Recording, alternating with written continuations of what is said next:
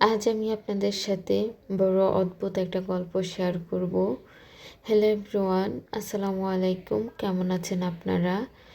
আমি এখানে একটা পাউন্ডের কেক বেক করব।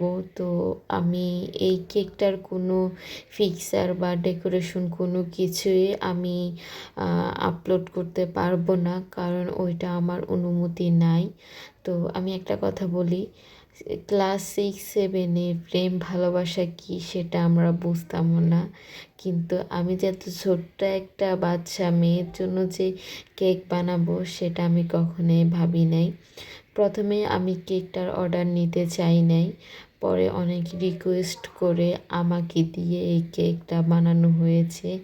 তবে আমাকে বলেছিল, আমি যেহেতু হাফ পাউন্ড কেকের অর্ডার নিই না, আমাকে বলেছিল 1 পাউন্ড কেকের টাকাই দিবে, তবে ওদের হাফ পাউন্ড কেকই লাগবে, যেহেতু জানলা দিয়ে কেকটা ওর বাসায় দেওয়া যায়। আমি তো খুব অবাক হয়ে যাই, কারণ এখন দেশে যে অবস্থা, ওই যে একটা কথা আছে না, যে অন্যায় করে তার কিন্তু দোষ হয় না, যে দেখে তার কিন্তু দোষ। পরে আমাকে বলেছিল তার আত্মীয় বা দুজনেরই ফ্যামিলির মেম্বাররা হয়তো আমার ভিডিও কখনো না কখনো দেখবে, তখন যদি দেখে যে আমার থেকে কেকটা অর্ডার নিছে তাহলে অনেক খারাপ হবে।